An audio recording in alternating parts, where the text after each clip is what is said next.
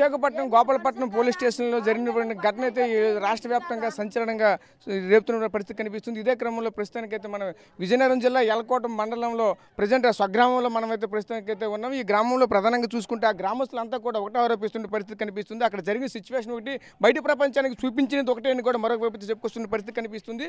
ఈరోజు ప్రధానంగా అంతా కూడా ఒకటే ఆరోపిస్తున్న పరిస్థితి కనిపిస్తుంది. పలు మీడియా సంస్థలు కానీ, అలాగే అక్కడ ఉన్నటువంటి నాయకులు కానీ, అక్కడ ఉన్నటువంటి పోలీసులు కానీ ఎవరు కూడా ఈ యొక్క కేసుని అయితే తప్పుతావు పట్టించే విధంగా అయితే చూస్తున్నారు. అక్కడ జరిగినటువంటి విషయం ఒకటి, అలానే బయటికి చెప్పింది విషయం ఒకటి అని కూడా మరొక వైపు ఆరోపిస్తున్న పరిస్థితి కనిపిస్తుంది. ఇదే క్రమంలో మనతో పాటు ఆ యొక్క తల్లిదండ్రులు, ఆ గ్రామస్తులు కూడా ఉన్నారు. వాళ్ళ మాటల్లోనే ఏం జరిగిందని వాళ్ళ మాటలు తెలుసుకునే ప్రయత్నం అయితే చేద్దాం. ఇప్పుడు వాళ్ళు ప్యాన్ ప్రకారంగా చేశారు, వాళ్ళు ప్యాన్ లేకుండా చేయలేదు.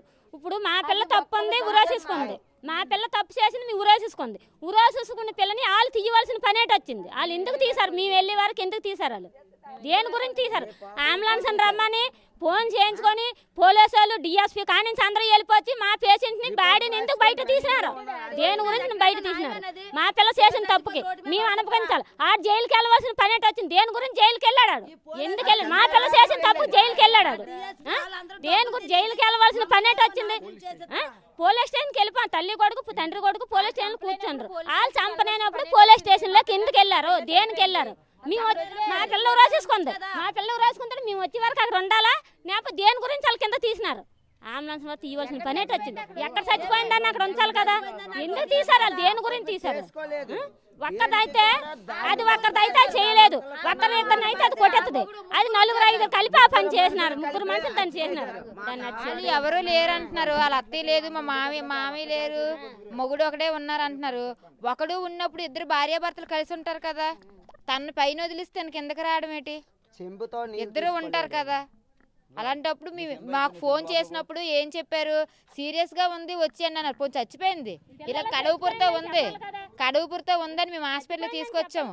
ఆ విషయం కూడా చెప్పలేదు. సీరియస్గా ఉంది, మేమైతే ఫస్ట్ వెళ్ళమనేసాం, మేము రామని చెప్పేసాము. సీరియస్గా ఉంది వచ్చేయండి, తెల్లవారి వరకు ఆగొద్దు, ఏదో కట్టించుకొని వచ్చేయండి అన్నారు. అలాంటప్పుడు వాళ్ళు ఏం చెప్పాలి? చచ్చిపోయింది అన్నప్పుడు చచ్చిపోలేదు, కడుపుతో ఉంది, మేము హాస్పిటల్కి తీసుకొచ్చాము, మీరు వచ్చేసరికి చచ్చిపోయిందని కూడా చెప్పలేదు మాకు. ఇంకా మా హస్బెండ్ వాళ్ళు మధ్యలో ఉన్నప్పుడు కూడా ఇంకా బతికే ఉంది, సీరియస్గా ఉంది, తొందరగా రండి, సీరియస్గా ఉంది, తొందరగా ఉంది. మేము వెళ్ళేసరికి అంబులెన్స్ రెడీగా పెట్టేశారు, ఏకంగా కోతకు పంపించడానికే. అలాంటప్పుడు మా పిల్ల చేసుకుందంటే మేము ఎలాగ నమ్మాలి? మాకు ప్రూఫ్లు ఉండాలి కదా మా పిల్ల చేసుకుందని. ఇప్పుడు నిన్న కేజెస్ దగ్గర మీడియాకి నేను ఏం చెప్పాను? మా పిల్ల అయితే సూసైడ్ చేసుకోలేదు, వాళ్ళే చేశారు, హెరాస్మెంట్ ఉన్నా సరే మా పిల్ల సూసైడ్ చేసుకున్నా అంటే పిరికిది కాదని చెప్పాను. స్టోరీ అంతా బాగానే వేశారు, మేము చెప్పిందంతా మేము మాట్లాడినట్టుగా ఉంచారు. కానీ మిగతా మీ విషయాలన్నీ బాగా చెప్పారు. ఒక్క విషయం మాత్రమే, తనే హెరాస్మెంట్ తట్టుకోలేక ఉరేసేసుకుందని చెప్పారు. అది ఒక్కటే రాంగ్గా చెప్పారు, మిగతావన్నీ బాగానే చెప్పారు. తనకు ఉరేసుకున్నంత అవసరం అయితే లేదండి. ఒకవేళ ఉరేసేసుకుంది అనుకో, అక్కడే వదిలేయాలి బాడీని. మేము వెళ్ళేంత వరకును మాకు ఇన్ఫార్మ్ చేశారు కదా, బాగోలేదని చెప్పారు కదా.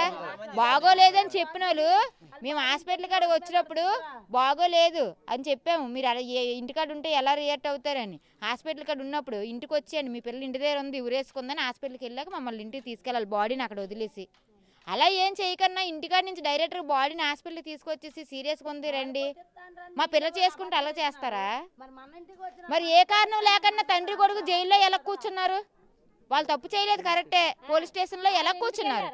మేము వెళ్ళేసరికి పోలీస్ స్టేషన్లో కూర్చున్నారు. కనీసం వాళ్ళు చేయలేనప్పుడు 11 నెలలు ఆడితో కాపురం చేసింది కదా, కాపురం చేసిందని అసలు ఆడి జ్ఞానం ఉన్నదా? 11 నెలలు వాళ్ళకి వండి ఓర్చింది కదా, వాళ్ళకి ఏమాత్రమైన జ్ఞానం ఉంది? ఇప్పుడు వచ్చి ఒక్కలైనా వాళ్ళంతా జైల్లో కూర్చున్నారు, స్టేషన్లో కూర్చున్నారు. ఒక్కరు కాకపోతే ఒక్కలైనా వాళ్ళ అత్త కానీ వాళ్ళ మరిది కానీ వాళ్ళ కుటుంబ సభ్యులు కానీ వాళ్ళ ఆడపిల్ల 1,00,000 రూపాయలు ఆడపిల్ల కట్నం తీసుకుంది కదా, ఒక్కరితైనా ఇంటికి వచ్చిందే? ముఖం చూడడానికి వచ్చారా? ఇప్పుడు వాళ్ళకి మైలు ఉంటుందా, మాకు మైలు ఉంటుందా? సిక్కాల వాళ్ళు కోడలు అంటారు కానీ ఏడువాక వాళ్ళు కోడలు అంటారు కదా. ఇప్పుడుకి వచ్చి ఒక్కరు రాలేదు. ఊరు కాదు, అది గోపాలపట్నం, మాది ఊరు కలింపూడి.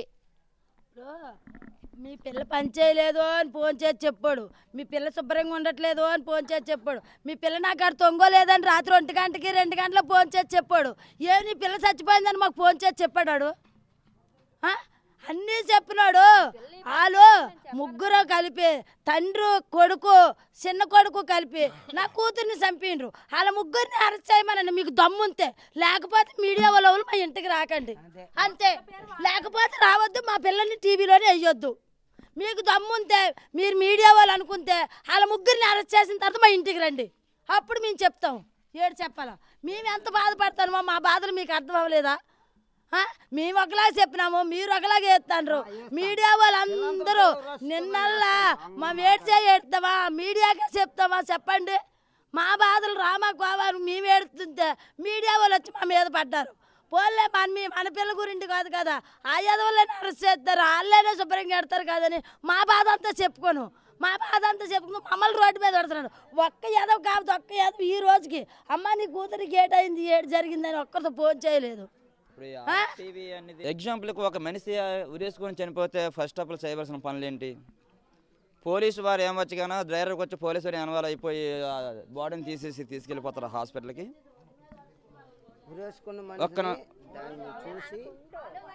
ఒక మనిషి చనిపోయారంటే డిపార్ట్మెంట్ అనేది ముందల ఫ్యామిలీకి ఇన్వాల్వ్ చేశారనే విషయం ప్రతి ఒక్కరు అడుగుతారు. కానీ పోలీసులు డ్రైవర్ ఇన్వాల్వ్ అయిపోయి పోలీసులు వచ్చి అంబులెన్స్ని తీసుకొచ్చి హాస్పిటల్ తీసుకోవాల్సిన పని ఏమొచ్చింది? సరే అమ్మాయి ఉరేసుకుందని అన్నారు. ఎలా ఉరేసుకుంది? ఉరేసుకున్నప్పుడు ఒక మనిషి యాక్సిడెంట్ అయి ఉంటేనే ఎగ్జాంపుల్గా అమ్మాయి యాక్సిడెంట్ అయిపోయి పోలీసులు మనం తీసుకెళ్ళిపోతానే ఇన్వాల్వ్ అవ్వరు ఎవరను. అలాంటిది బాడీ ఏమో ఏలగట్టింది, బాడీ నుంచి ఇప్పేసి పోలీసులు వచ్చేసి అంబులెన్స్ తీసుకెళ్ళిపోతారా? లేదు లేదు, హాస్పిటల్ తీసుకెళ్ళామన్నారు. హాస్పిటల్ తీసుకెళ్ళాక చేయవలసిన పనులేంటి? ఒక మనిషి బాగోలేదని మన మనిషి బాగోలేదు మనం ఏం చేస్తాం? ఫస్ట్ ఆఫ్ ఆల్ అంబులెన్స్కి ఎప్పుడు మనం కాల్ చేయము. మన మనిషికి అవకాశం ఉందంటే అయితే బైక్ అయితే బైక్, ఆటో అంటే ఆటో, దగ్గరలో ఏది ఉంటుంది దాని మీద తీసుకెళ్ళాలని ట్రై చేస్తాం మన మనిషి అయితే, అవునా కదా? సో అయినా సరే వీళ్ళు మాకు ఇన్ఫార్మ్ చేయలేదు. ఫోన్ చేసి ఏమైందంటే జస్ట్ సీరియస్గా ఉంది, బాగోలేదు, హాస్పిటల్కి తీసుకెళ్ళామన్నారు. ఎంతగానో కాల్ చేసి రమ్మని అంటే బాగోలేదు అన్నారు తప్ప ఇలా మనిషి చనిపోయిందనే విషయం మాకు తెలియచేయలేదు. డైరెక్ట్గా అనే హాస్పిటల్ పేరేటది మెహరా హాస్పిటల్, బెహరా హాస్పిటల్. అక్కడికి వెళ్ళాక బయటికి వెళ్ళి మహిళలు చూసేటప్పటికి బయట చర్చల మీద సమయం ఉంది. అప్పటికి కూడా ఏంటి హాస్పిటల్లో ఉంటుండే కూడా మరొక మాట అన్నారు, ఇక్కడ అవదంట సీరియస్గా ఉంది, కేజీహెచ్గా రాశారు, కేజీహెచ్ తీసుకెళ్ళిపోమంటున్నారని. టాగు సినిమా చూపించారు. యాక్చువల్గా మాకు ఒక గవర్నమెంట్ హాస్పిటల్ శవాన్ని తీసుకెళ్ళి ట్రీట్మెంట్ చేస్తారు చూసా, ఆ విధంగా చూపించారు సినిమా. ఇదంతా కేవలం హత్య అయితే కాదు, పథకం ప్రకారం చేసిన పని ఇది. ఏంటి ఒక తల్లి బాధ ఏంటనేది, వాడికి ఇద్దరు కొడుకులై పుట్టారు. వీళ్ళ అమ్మ ఏమొచ్చిగా స్వయంగా లానక్క అన్నదా, లేకపోతే ఏమైనా పక్కలకి అన్నదా? అమ్మాయితో అబ్బాయితో, అబ్బాయి 3 సార్లు పుడతాడు ఇటు ఏమైనా, వాళ్ళ అబ్బాయికి ఏమైనా 4 కొమ్మలేని ఎక్స్ట్రా ఉన్నాయా? యువతల మా బాధ ఏంటి? మా కనీసం మా ఎలాగొన్నా మా మదలన్న బాగుంటుందని కిందంటే ఆస్తమ్మ వాళ్ళకి కట్నం కానుకలు ఇచ్చేయవలసి వచ్చింది. ఈ ఆస్తులు అమ్ముకొని ఈ గుడిసెలో ఉండవలసిన పనే ఉంది అత్త మామకి ఇక్కడ వాళ్ళకి. ఇది ఎవరికి అర్థం కావట్లేదు. వాళ్ళకి దగ్గర వాళ్ళు ఉన్నారు, ప్లస్ ఏంటి పవర్ కాల వాళ్ళు మనుషులు చేతిలో ఉన్నారు. ఏదైనా సరే పర్వాలేదు నా కొడుకుని నన్ను తెచ్చుకోగలను అని ఈ ధైర్యం మీద ఉన్నారు. ఈ ధైర్యం కోల్పోవాలి, దాని మీదే ఇదంతా చేయడం జరుగుతుంది. ఏంటి ఆడికి ఉరి వేయకపోయినా సరే మినిమం జైలు శిక్ష అయినా సరే జైల్లోనే ఉండాలి వాళ్ళ జీవితం. ఎందుకంటే మా ఆడపిల్ల ఈ రోజు ఏమైంది, మా ఆడపిల్ల పోయింది, రేపు పొద్దున్న మా ఆడపిల్ల ఇంకో ఆడపిల్ల పోకూడదని ఈ విధంగా చేయడం అంతే. ఏంటి మా ఆడపిల్ల పోయింది మా వదిలేస్తాం, ఇంకా ఆడపిల్ల జీవితం నాశనం అవ్వకూడదు. ఇలాంటి ఎదవలకు ఏ విధంగా సరే చేయాలంటే పక్కేదకు భయం పుట్టాలి. ఈ రోజు అమ్మ పొలం ఆడపిల్ల పోతే ఒకడికి ఏమో ఇలా చేస్తారు, ఈ విధంగా చేస్తారని మనకి కూడా నా భయం ఉండాలి. దాని మీదే ఈ విధంగా చెప్పడం చేస్తాను. పిల్లంతల పిల్లలు ఉరేసుకున్నదే అంత ధైర్యం తక్కువదే. పిల్లంతల పిల్లలు ఉరేసుకుందానిసేమో మీ మీడియా వాళ్ళు పెట్టారు, వౌలు చెప్పారో మాకు తెలీదు. మా యంత్రం మేము ఏంటి చెప్పాము, మా పిల్లని ఇలా చంపారని తెలిస్తే వాళ్ళు చెప్పిన మాటలని ఆ పిల్లంతల పిల్ల ఇంట్లోకి వెళ్ళి ఉరేసుకుందనేసి మీ మీడియా వాళ్ళు పెట్టారట. మీ మీడియా వాళ్ళు ఏడు చెప్తారో డబ్బున్నాడు కాసి ఎవడైనా మాట్లాడితే కానీ డబ్బు నేను మాట్లాడుగా నాది పోరి గుడిసె. పోరి గుడిసెలో ఉండి పిల్లకి పెళ్లి చేసుకొని వాడి గురించి నేను మాట్లాడితే వీడి గురించి నాకు చెప్తాను. మామ ఒకటి చెప్తే మీరు ఒకటి పెడతాండ్రా వీరేను. మరి డబ్బు తీసుకొని పెడతాండ్రా, డబ్బు తీసుకోకుండా పెడతాండ్రా, దేని గురించి లెక్కలో పెడతాండ్రా? నాకు న్యాయం జరగమని ఎమ్మెల్యే గారు, ఎంపీ గారు, టీడీపీ గారు అందరినీ నేను గౌరవిస్తున్నాను. ఇంకేం చేయలేదు. నాకు న్యాయం జరగాలి, నాకు న్యాయం చేయాలి. ఏ విధంగా న్యాయం కావాలి? న్యాయం అంటే మీకు ఏ విధంగా కావాలి? ఏ న్యాయం విధంగా అయినా న్యాయం కావాలి. మా అమ్మాయి తరపున ఏ విధంగా అన్యాయంగా చనిపోయిన దాని గురించి, చనిపోయిన అమ్మాయిని చూడటానికి వాళ్ళ కుటుంబానం 100 మంది ఉన్నారు. 100 మంది వాళ్ళ కుటుంబానం ఉన్నారు.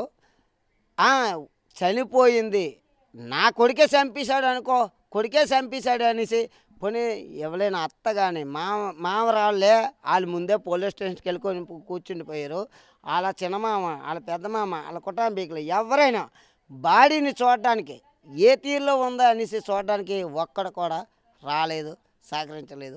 అంత దుర్మార్గమైన ఫ్యామిలీ పెద్ద రాయల్ ఫ్యామిలీ. ఎందుకు ఫ్యామిలీ లక్షల మంది వచ్చారు, నేను 100 మంది వచ్చారు నా కూతురుని చూడటానికి. నా కూతురుని చూడడానికి 100 మంది వచ్చారు. నిన్ను దాని ఫ్రెండ్స్ పిల్లలు తల్లిలు అందరూ వచ్చారు. ఏమి వాళ్ళ దొడ్డు అందరికీ తెలుసును వాళ్ళ పిల్ల ఎలాగుంటుంది అనేసి. అంత మంచిగా ఉండి పిల్లని చూడడానికి కూడా రాలేకపోయినారు. అలాంటి అయినా పిల్లని చూడాలంటే ఎవరి తరం కాదు. ఇది మాత్రం చాలా విషాదకరమైన విషయంగా తెలియచేశారు. వాళ్ళ అత్త మామలు కూడా ఉన్నాయండి. వాళ్ళ ఫ్యామిలీ బంధువులు ఎవరైనా సరే పిల్లని బాడీ వాళ్ళు మైలు ఉంటుందని కూడా తెలియదండి. వాళ్ళకి కుటుంబీకులు చచ్చిపోంటాడు, మన తాలూకు మైలు ఉంటుంది కూడా వాళ్ళకి తెలియాలి కదా. దానికి కూడా చూడడానికి కూడా రాలేదు. ఏం చేస్తాండ్రు వీళ్ళు, మా కోడళ్ళు ఏం చేస్తాండ్రు, మా పిల్లని ఏం చేస్తాండ్రు వాళ్ళ తాలూకు. మా ఇల్లు తీశారు, మా ఇంటి చేశారు.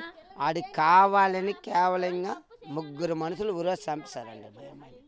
కేవలం వాళ్ళు పిల్లని కింద ఊరేసేసారు, పైన చున్నీ కట్టినారు. పోనీ పైన ఊరేసేసుకుంది. మా వెళ్ళిన దాకా మా పిల్లని ఆ ఊరేసుకుని పేషెంట్ 4 ఒగ్గియాలి కదా బాడీని. తల్లిదండ్రులు వచ్చినంత వరకు ఉంచడం రూల్ లేదా?